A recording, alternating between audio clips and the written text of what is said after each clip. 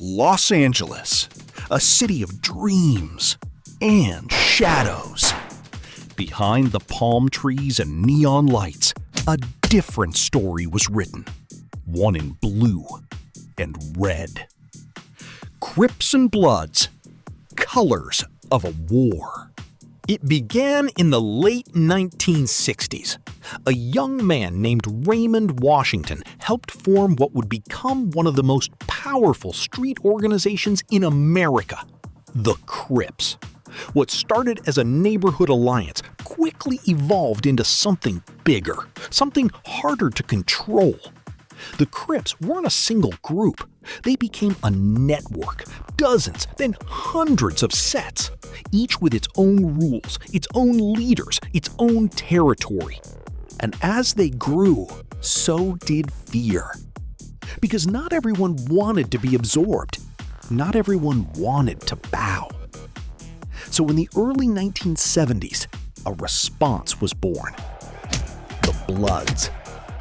Not one gang, but many.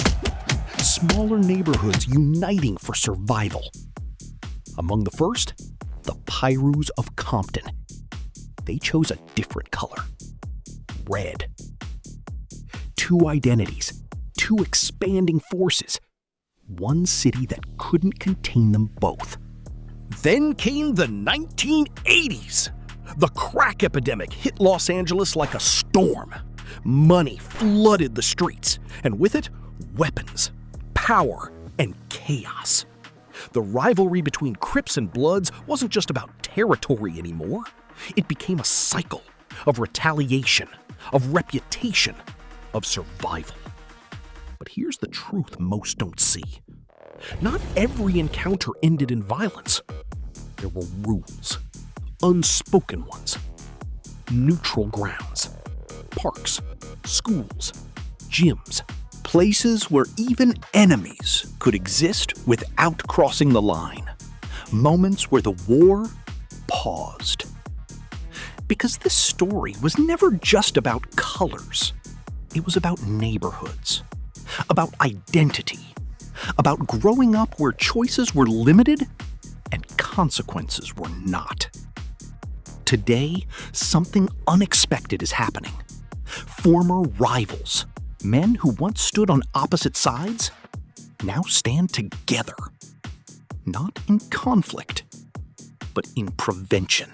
They walk into tense situations, not to escalate, but to stop what they once lived. The Crips. The Bloods. Two names that became legends of the streets, but also warnings. Because behind every color is a story far more human than the headlines. Understanding the past is the first step to changing the future. If you want more tales of crimes, subscribe and hit the like button so you don't lose the next videos. Peace out.